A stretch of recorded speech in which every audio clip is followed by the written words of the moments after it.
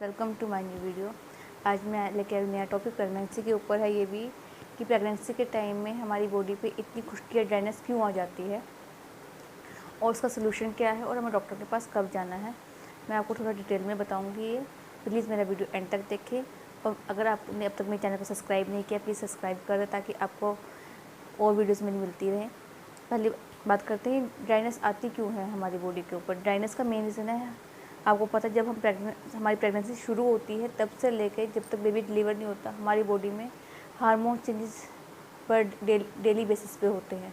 हर रोज़ body में इतने ज़्यादा चेंजेस आते हैं कि जो हमारी बॉडी प्रेगनेंसी से पहले होती है और प्रेगनेंसी के बाद ज़मीन आसमान का फ़र्क होता है, इतने ज़्यादा चेंजेस होते हैं।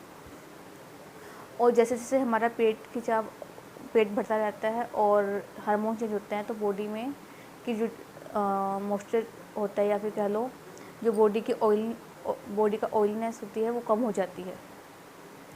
तो इसके कारण क्या होता है, हमारी बॉडी के अंदर ड्राइनेस आना शुरू हो जाता है। ये अप्रोक्स 50 to 70 लेडीज़ के में होता ही होता है, मैक्सिमम लेडीज़ में होता ही होता है। तो घबराने की बात नहीं है, इसे आप नॉर्मल भी काउंट कर सकते हैं। इस टाइम पे सिर्फ केयर करना ज़रूरी है ताकि ये ड्राइनेस किसी और चीज़ में कन्वर्ट ना हो जाए, जैसे खुजली शुरू ना हो जाए, एक्जिमा शुरू ना हो जाए, इस तरीके से। तो केयर ज़रूरी है इस टाइम पे। तो ये था ड्राइनेस का रीज़न, क्योंकि हमारी बॉडी में से ऑयलीनेस ख़त्म हो जाती है, मॉइस्चर ख़त्म हो जाता है। अगर जैसे मेरे टाइम में क्या था कि मेरी जो प्रेगनेंसी शुरू थी सर्दियों के टाइम पे हुई थी, मतलब बॉडी में इतनी ड्राइनेस थी कि कपड़ों से पाउडर की तरह झड़ती थी। तो मैंने वो चीज़ें यूज़ की, घर की ही चीज़ें यूज़ की, इसके कारण क्या हुआ, वो ड्राइनेस ख़त्म हो गई। पहली बात क्या करना है आपको, अगर ड्राइनेस शुरू हो गई है, ये बेबी के मीन्स प्रेगनेंसी के सेकंड या थर्ड मंथ में शुरू हो जाती है हमें ड्राइनेस हल्की हल्की आनी, और 5th मंथ में हमें स्ट्रेच मार्क्स आने भी शुरू हो जाते हैं। तो अगर हम सेकंड या थर्ड मंथ से शुरू करेंगे ना, स्ट्रेच मार्क्स का केयर भी साथ साथ होती रहेगी।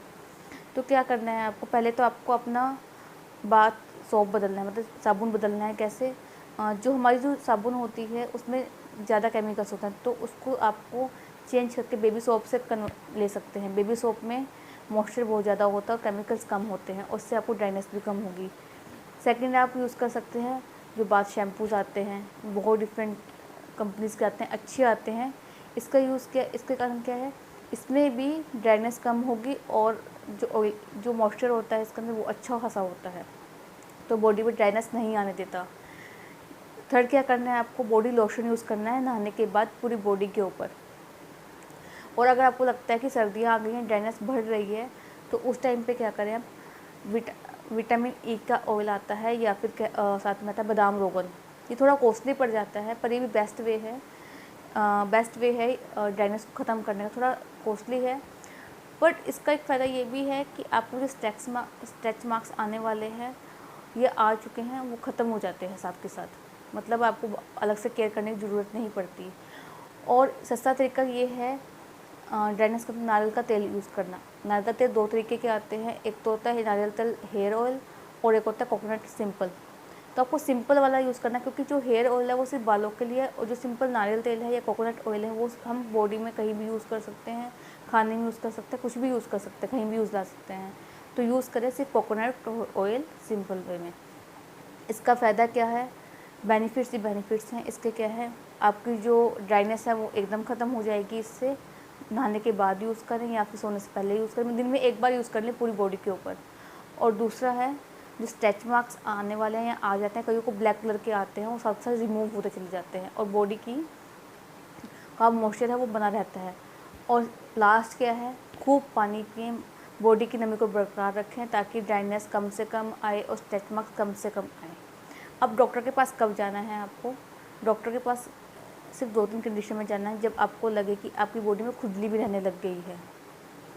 सेकंड, खून आने लग गया है, खुजली के बाद खून भी आ रहा है, ड्राइनेस इतनी ज़्यादा हो गई खून आने लग गया है, या बॉडी की जो ड्राइनेस की वाइट है वो पापड़ी में कन्वर्ट हो गई है, या फिर कह लो पापड़ी के बाद उसमें क्रैक्स भी आ गए हैं, या फिर बैक्टीरिया या फिर फंगल इन्फेक्शन आपको हो गया है।